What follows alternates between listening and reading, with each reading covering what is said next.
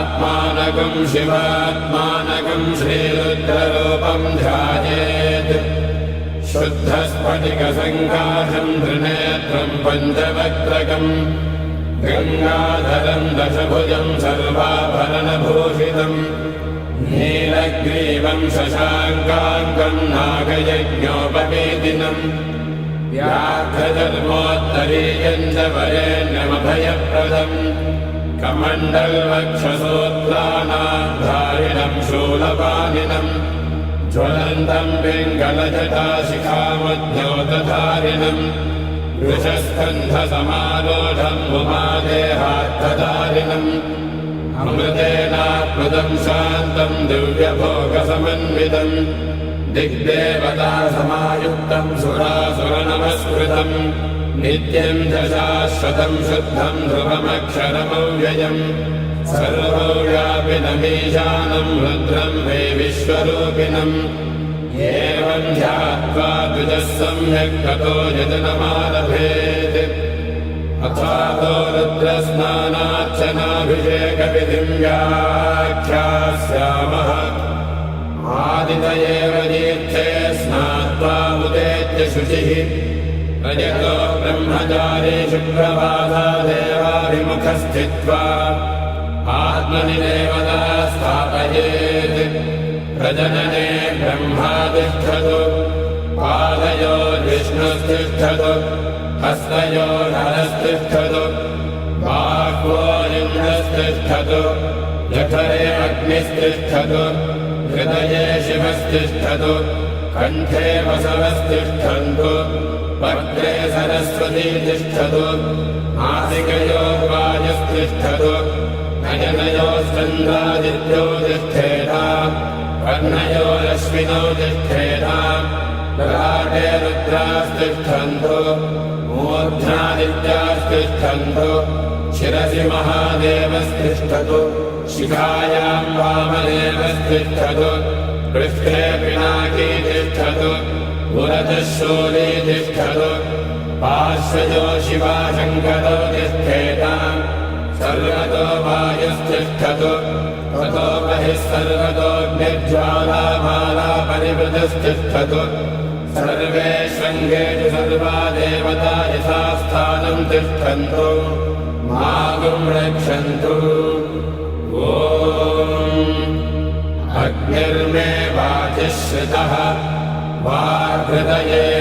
हृदयं मयि अहममृते अमृतं ब्रह्मणि वायुर्मे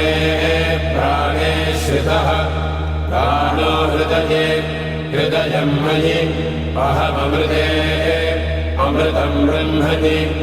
सूर्यो मे चक्षुषि श्रितः चक्षुर्हृदये हृदयं मयि अहममृते अमृतं ब्रह्मणि चन्द्रमा मे मनसि श्रितः मनो हृदये हृदयं मयि अहममृते अमृतं ब्रह्मणि दिशो मे श्रोत्रे श्रिताः श्रोत्रगुं हृदये हृदयं मयि अहममृते अमृतं ब्रह्मणि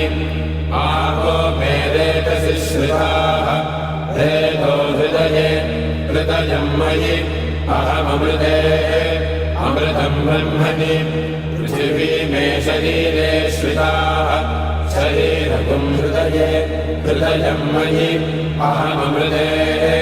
अमृतं ब्रह्मणि ओषधिवनस्पतयो मे लोमसु श्रिताः लोमानि हृदये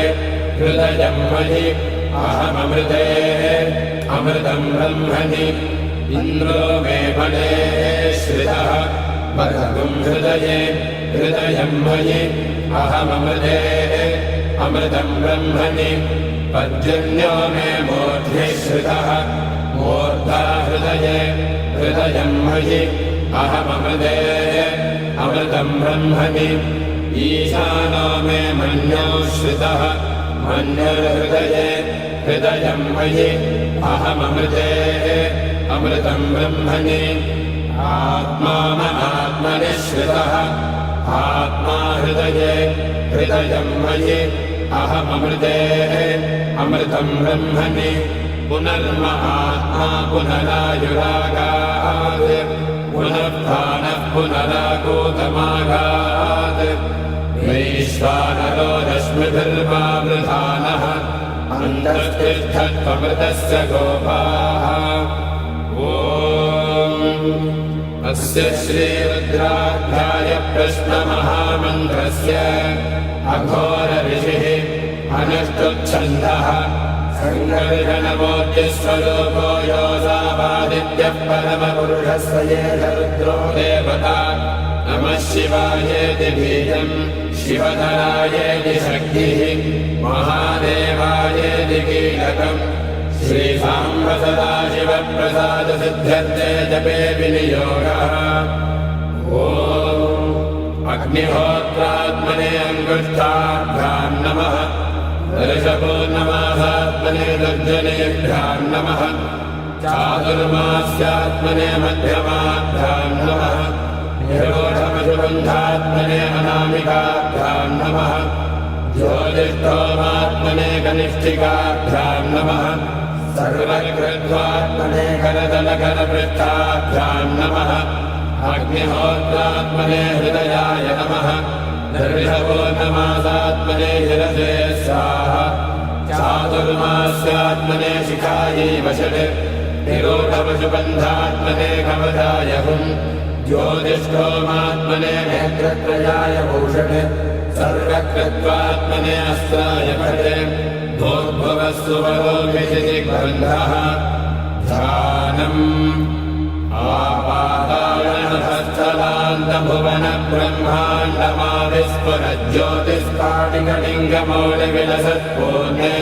आपाताळनसस्थलान्तभुवनब्रह्माण्डमाविस्फुरज्योतिष्काटिकलिङ्गमौलिविलसत्पूर्णेन्दुवान्तामृतैः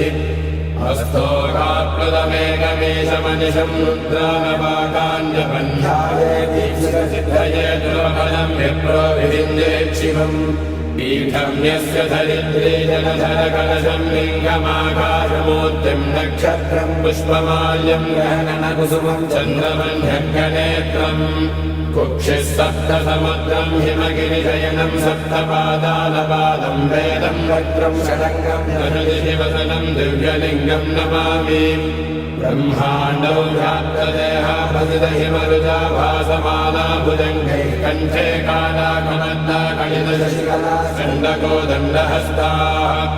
रक्षा रुद्राक्षमाला प्रकटितविभवा शाम्भवा मूर्तिभेदा रुद्रा श्रीरुद्रसूक्तप्रकटितविभवा न प्रयच्छन्तु सौख्यम्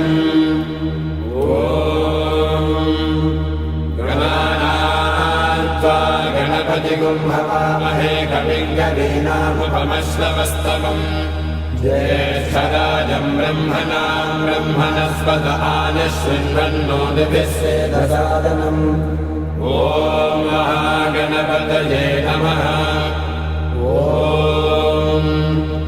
शंस मे मयश्च मे प्रियञ्च मे न कामश्च मे कामश्च मे सौमनसश्च मे भद्रञ्च मे श्रेयश्च मे वस्यश्च मे यशश्च मे भगश्च मे द्रविणञ्च मे यन्ता च मे धर्ता च मे क्षेमश्च मे धृतिश्च मे विश्वञ्च मे महश्च मे संविच्च मे ज्ञात्रञ्च मे सोश्च मे प्रसोश्च मे शीरञ्च मे वयश्च मरुतञ्च मे मृतञ्च मे यक्ष्मञ्च मे नामयश्च मे जीवातुश्च मे दीर्घायुत्वञ्च मे नमित्रञ्च मे भयञ्च मे सुखञ्च मे शयनञ्च मे सूषा च मे सुदिनञ्च मे ॐ शान्तिः शान्तिः शान्तिः ॐ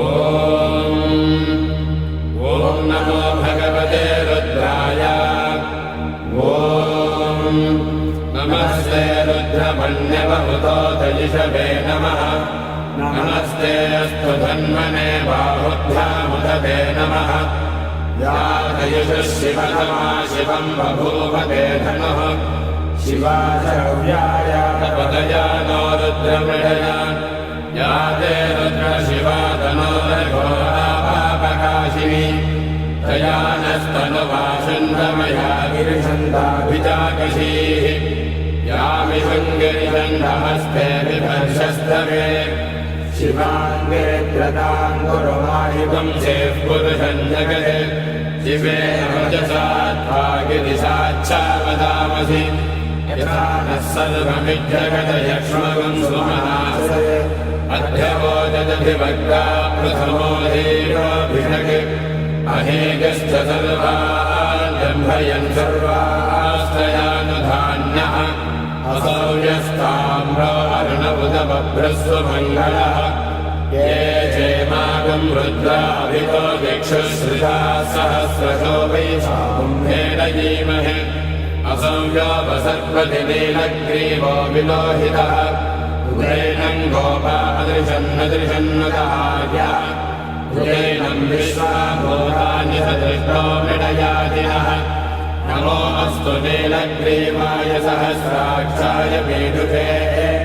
अथो ये अस्य सत्त्वानो हन्येभ्यो करन्नमः प्रमुञ्चधन्वनस्तमुभयोराग्नियोज्याम्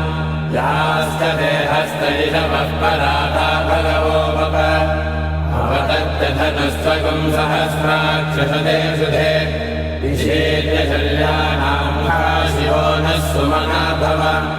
विद्यन्धनः कपद्दिनो विशल्यो मानवागुम्भुत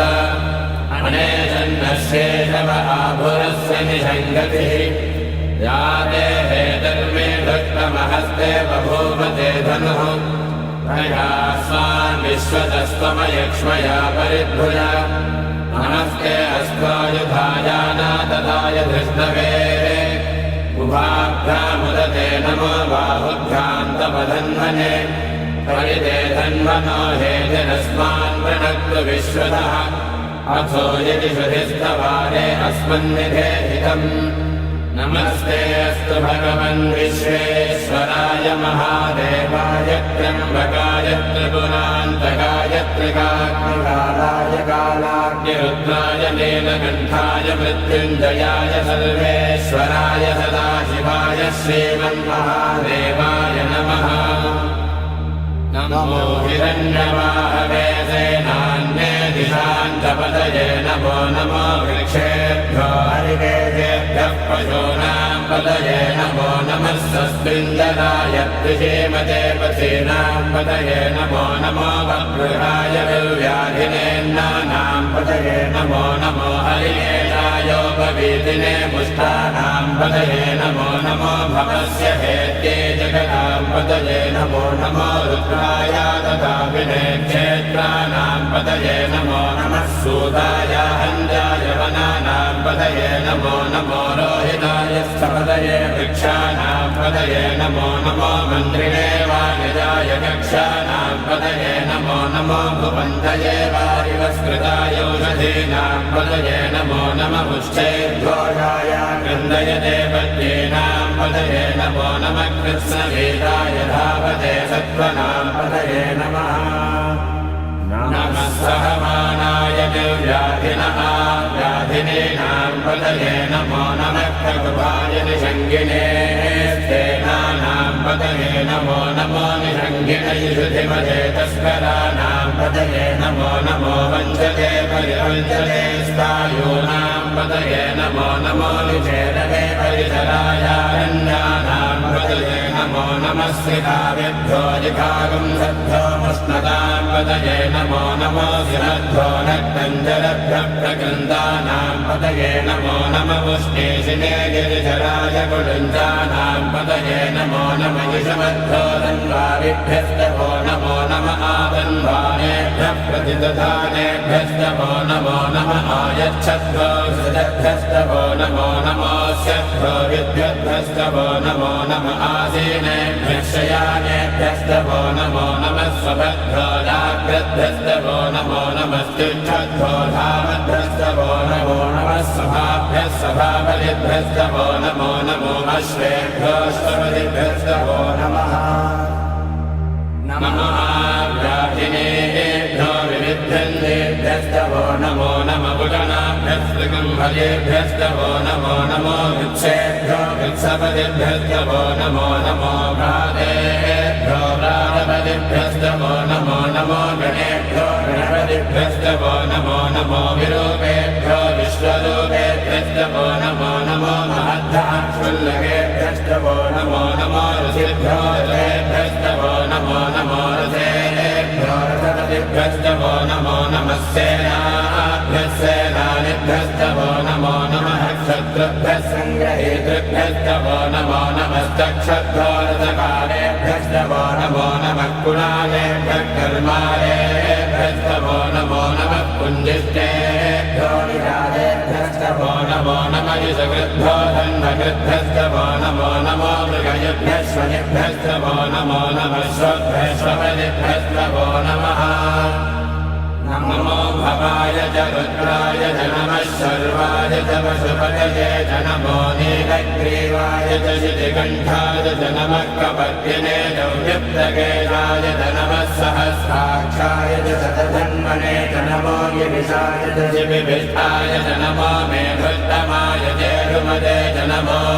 ह्रस्वाय च वामनाय च नमो बृहदे च वर्षीयसे च नमो वृद्धाय च संवृद्धने च नमो अग्र्याय च प्रथमाय च नमः आधवेदाजिराय च नमः शीघ्रियाय च शीघ्राय च नमः ऊर्ध्वाय तावस्वन्याय च नमः स्रोतस्याय च दीप्याय च नमो ज्येष्ठाय च कनिष्ठाय च नमः पूर्वजाय च परदाय च नमो मध्यमाय च अपकल्पाय च नमो जघन्याय च बुद्ध्याय च नमः स्वोभ्याय च प्रतिसर्याय च नमो याम्नाय च क्षेम्याय च नमः पुर्वर्याय च कल्याय च नमः श्लोक्याय च अवसान्याय च नमो वन्याय च कक्ष्याय च नमः श्रवाय च प्रतिश्रवाय च नमः आशुसेनाय च सुरथाय च नमः शूराय तावभिन्दते च नमो वर्मिणे च वरोसिने च नमो बिल्विने च कवचिने च नमः श्रुताय च श्रुतसेनाय च नमो दुन्दुभ्याय च हनन्याय च नमो धृष्णवे च प्रमृषाय च नमो दूताय च प्रहिताय च नमो निषङ्गिने च धृतिमते च नमस्तीक्ष्णे च वेदायुधिने च नमः स्वायुधाय च सुधन्वने च नमः श्रुत्याय च पच्चाय च नमः काट्याय च नेत्याय च नमः सूत्याय च सदस्याय च नमो नाट्याय च वैशन्ताय च नमः कोप्याय च भट्याय च नमो वश्याय च वर्ष्याय च नमो मेघ्याय च विद्युत्याय च नमः ईभ्रियाय च तप्याय च नमो वाद्याय च रेश्म्याय च नमो वास्तव्याय च वास्तुपाय च नमः सोमाय च रुद्राय च नमः स्थाम्राय च अरुणाय च नमः शङ्खाय च पशुपतये च नमः उग्राय च भीमाय च नमो अग्रे वधाय च दूरे वधाय च नमो हन्ध्रे च हनीयते च नमो वृक्षेभ्यो हरिकेरेभ्यो नमस्ताराय नमः शम्भवे च मयोभवे च नमः शङ्कराय च मयस्कराय च नमः शिवाय च शिवतराय च नमस्तीर्थ्याय च कौल्याय च नमः पार्याय च पार्याय च नमः प्रतरणाय चोत्तरणाय च नमः आधार्याय च आधार्याय च नमः षष्ट्याय च पेन्याय च नमः शिखत्याय च प्रभात्याय च नमः गिरिण्याय च प्रपथ्याय च नमः किकुंशिलाय च क्षयनाय च नमः कपर्दिने च पुनस्तये च नमो गोष्ठ्याय च गृह्याय च नमः स्तल्भ्याय च गेह्याय च नमः काट्याय च कक्ष्येष्ठाय च नमो हृदयाय च निवेष्ट्याय च नमः पागं सौर्याय च रजस्याय च नमः शुष्क्याय च हरिद्याय च नमो लोप्याय चोलप्याय च नमः भूर्याय च शून्याय च नमः पर्याय च वर्णशब्दाय च नमो मधुरमानाय च भिघ्नते च नमः आक्षिधते च प्रक्षिधते च नमो वक्यधिकेभ्यो देवानागुंहृदयेभ्यो नमो विच्छिन्नकेभ्यो नमो विचिन्नकेभ्यो नमः आनिर्हरेभ्यो नमः आमीभक्तेभ्यः प्रापेऽन्धसस्पते दरिद्रन्नीललोहिता येषां पुरुषाणामेषां पशूनां माभेर्मारोपो येषां किञ्चनाममत् या ते रुद्रशिवा तनो शिवा विश्वाः भेषति शिवा रुद्रस्य भेषति दयानो मृडदेवसे इमागं रुद्राय तपसे कपर्दिने क्षयत्तीराय प्रभरामहे मतिम् यथानः समसद्विपदे चतुष्पदे विश्वं पुष्टं ग्रामे अस्मिन्ननातुरम् मृणानो रुद्रोधनो मयस्पृथिक्षयत्तीराय नमः विधेमते यक्षन्दयो समनुरायजे पिता तदस्यामतवरुद्रप्रणीतौ मानो महान्तमुदमानो अध्वर्गम् मानवुक्षन्तमुदमानवुक्षितम् मानो वधे पितरम् मोदमातरम् प्रियामानस्तनुवो रुद्ररीर्यः मानस्तोकेतनये मान आयुषि मानो गोषु मानो अश्वेजुरीर्यः वीरान्मानो रुद्रभावितो वधेत इष्मन्तो नमसा विधेमते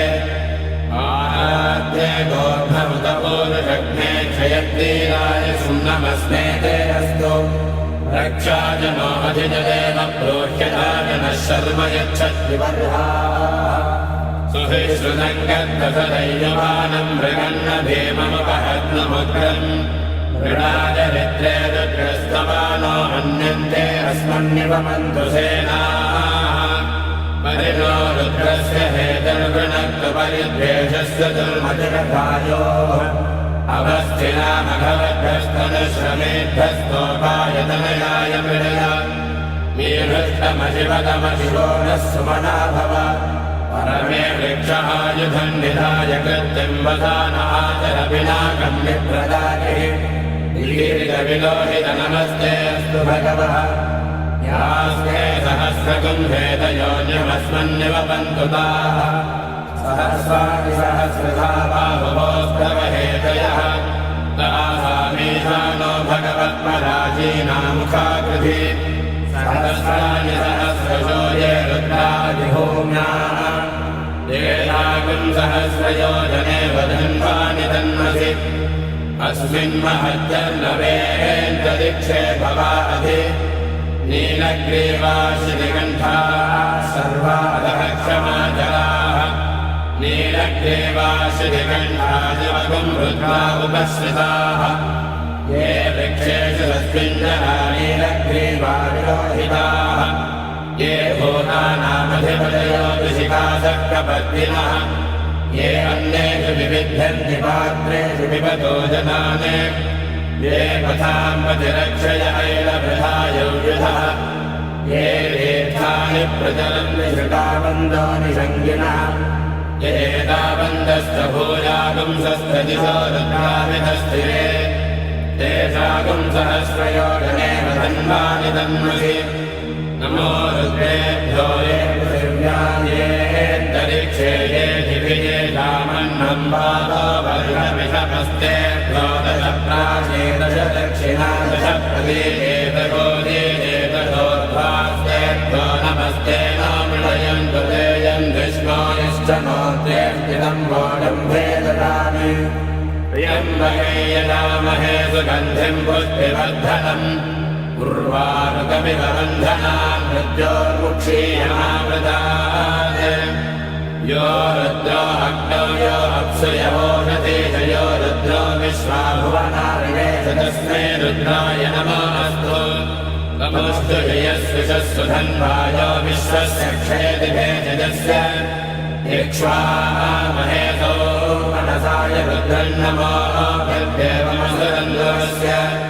अयम् मे हस्तो भगवान् अयम् मे भगवत्तरः अयम् मे विश्वभेदयोयगुम् शिवाभिमर्शनः एते सहस्रमयुधम् पासामृत्यो मध्याय हन्तवे तान्यज्ञस्य मायया सर्वानवयजामहे मृत्यवे स्वाहा मृत्यवे स्वाहा ॐ नमो भगवते रुद्राय विष्णवे मृत्युर्मे पाहि प्राणानां ग्रन्थिरसि रुद्रो मा विश्वान्तकः तेनान्येनाप्यायस्व ॐ शान्तिः शान्तिः शान्तिः अग्ना विष्णो सजोषसे मामद्धन्तु वाङ्गिरः युम्ने वाजेभिरागतम् वाजश्च मे प्रथमश्च मे प्रयतिश्च मे प्रसिद्धिश्च मे धेतिश्च मे क्रतुश्च मे स्वरश्च मे श्लोकश्च मे श्रावश्च मे श्रुतिश्च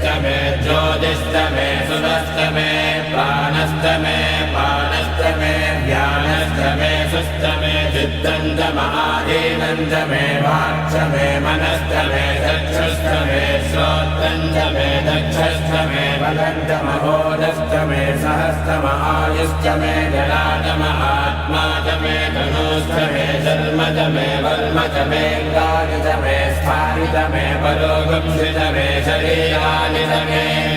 ज्येष्ठं च महाधिपत्यं च मे मन्यश्च मे भामश्च मे मश्च मे भश्च मे देमा च मे महिमा च मे भजिमा च मे प्रतिमा च मे भस्मा च मे काधुया च मे वृद्धं च मे वृद्धिश्च मे सत्यं च मे श्रद्धा च मे जगच्च मे धनं च मे वशश्च मे कृषिश्च मे क्रीडा च मे मोदश्च मे जातं च मे जनिष्यमानं च मे सूक्तं च मे सुकृतं च मे वित्तं च मे वेद्यं च मे भूतं च मे भविष्यश्च मे सुखं च मे सुवधं च मरुद्धं च मरुद्धिश्च मे कृतं च मे कृत्तिश्च मे मतिश्च मे सुमतिश्च मे स्वञ्च मे मयश्च मे प्रियं च मे कामश्च मे कामश्च मे सौमनसश्च मे भद्रं च मे श्रेयश्च मे वस्यश्च मे यशश्च मे भगश्च मे प्रवीणं च मे यन्ता च मे भर्ता च मे क्षेमश्च मे धृतिश्च मे विश्वं च मे महश्च मे संविच्च मे ज्ञात्रं च मे सोश्च मे प्रसोश्च मे क्षीरं च मे लयश्च मरुतं च मे मृतं च मे यक्ष्मं च मे नामयश्च मे जीवातश्च मे गेद्धायत्रं च मे नमित्रं च मे भयं च मे सुखं च मे शयनं च मे शोषा च मे सुजनं च मे ऊर्च मे सुहृदा च मे भयश्च मे रसश्च मे धृतं च मे मधुश्च मे सख्यश्च मे सतेजश्च मे कृषिश्च मे वृष्टिश्च मे नेत्रं च मौद्धत्यं च मे दधिश्च मे रायश्च मे पुष्टं च मे पुष्टिश्च मे विभुज मे प्रभुज मे बहुज मे भूयश्च मे पूर्णं च मे पूर्णतरं च मे क्षितिश्च मे भूयवाश्च मे नं च मे क्षुश्च मे व्रीहयश्च मे यवाश्च मे माषाश्च मे धिराश्च मे बुद्धाश्च मे खल्वाश्च मे गोधूमाश्च मे वसुराश्च मे प्रियङ्गवश्च मे नवश्च मे श्यामाकाश्च मे नीवाराश्च मे अस्माश्च मे मृत्तिका च मे गिरयश्च मे पर्वताश्च मे सिकताश्च मे वनस्पतयश्च मे हिरण्यं च मे यश्च मे शेषं च मे तपुश्च मे श्यामं च मे लोहं च मे अग्निश्च महापश्च मे विरुधश्च महोषधयश्च मे कृष्णपक्षं च मे कृष्णपक्षं च मे ग्राम्याश्च मे पशवहारण्याश्च यज्ञेन कल्पन्ता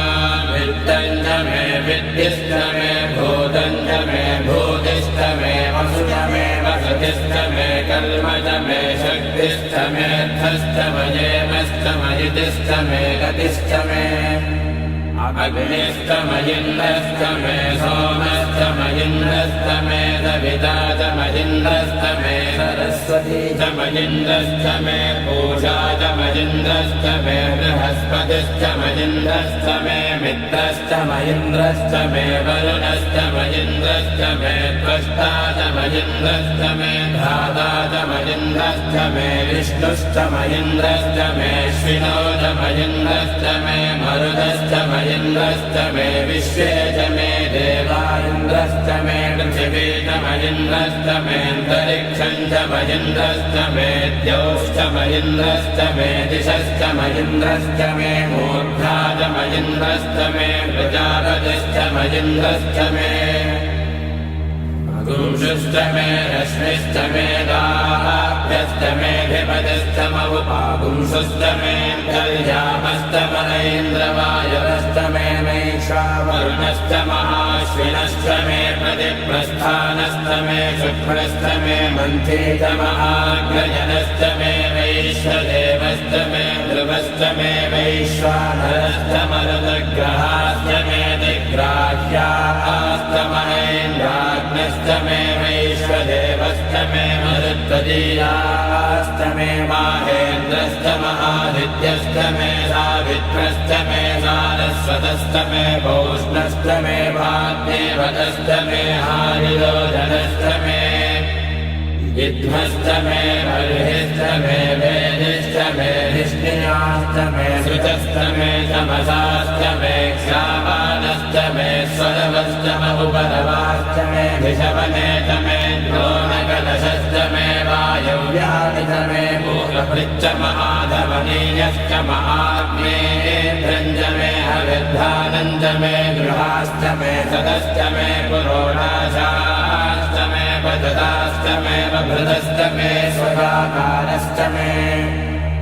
अग्निश्च मे धर्मश्च मे अर्कश्च मे सूर्यश्च मे प्राणश्च मे श्वमेधश्च मे पृथिवी च मे दितिश्च मे द्यौश्च मे शक्परे अङ्गुलयोदिशश्च मे यज्ञेन कल्पन्तामृक्ष मे शाम च मे स्तोमश्च मे यजुश्च मे दीक्षा च मे तपश्च मरुदश्च मे व्रतं च मे होरात्रयो दृष्ट्या बृहद्रतन्तरे च मे यज्ञेन कल्पेता गर्भाश्च मे वत्साश्च मे द्रविश्च मे द्रवी च मे दिव्यवाच्च मे दिव्यौहे च मे पञ्चाविश्च मे पञ्चावी च मे त्रिवत्सश्च मे त्रिवत्सा च मे तुर्यवाच्च मे तुर्यौहे च मे पष्ठवाच्च मे पष्ठौहे च मुक्षा च मे वशा च वर्णभश्च मे देहश्च मे धन्वाञ्च मे धेनुश्च महायुर्यज्ञेन कल्पताम् प्राणो यज्ञेन कल्पताम् अपानो यज्ञेन कल्पताम् व्यानो यज्ञेन कल्पताम् चक्षुर्यज्ञेन कल्पताम् श्रोत्रयज्ञेन कल्पताम् मनो यज्ञेन कल्पताम् वाग्यज्ञेन कल्पताम् आत्मा यज्ञेन कल्पताम् यज्ञो यज्ञेन कल्पताम् एकाच मे तिस्रश्च मे पञ्च च मे सप्त च मे नव च मयेकादश च मे त्रयोदश च मे पञ्चदश च मे सप्तदश च मे नवदश च मयेकविंशतिश्च मे त्रयोविंशतिश्च मे पञ्चविंशतिश्च मे सप्तविंशतिश्च मे नवविंशतिश्च मयेकत्रिविंशश्च मे त्रयस्त्रिविंशश्च मे चतस्रश्च मे मे द्वादश च मे षोडश च मे विंशतिश्च मे चतुर्विंशतिश्च मे अष्टाविंशतिश्च मे द्वात्रिविंशश्च मे षट्त्रिविंशश्च मे चत्वारिविंशश्च मे चतुश्चत्वारिविंशश्च मे अष्टाचत्वारिविंशश्च मे वाजश्च प्रसवश्चाभिरश्च क्रतुश्च सुरश्च मूर्धानव्यस्ययश्चान्ध्यायनश्चान्त्यश्च भुवनश्च भुवनश्चाधिपतिश्च इदादेव भूर्मनुर्यज्ञये बृहस्पतिवृद्धामदाय सगुंसिषद्विश्वे देवासोक्तवाचः पृथिविमातर्मामारिगुंसेर्मधुमनिष्ये मधुजनिष्ये मधुवक्ष्यामि मधुपतिष्यामि मधुमतेर्देवेभ्यो वाचमद्याजगं शुश्रूषेण्यामनुष्येभ्यस्तन्मा देवा अवन्त शोभाये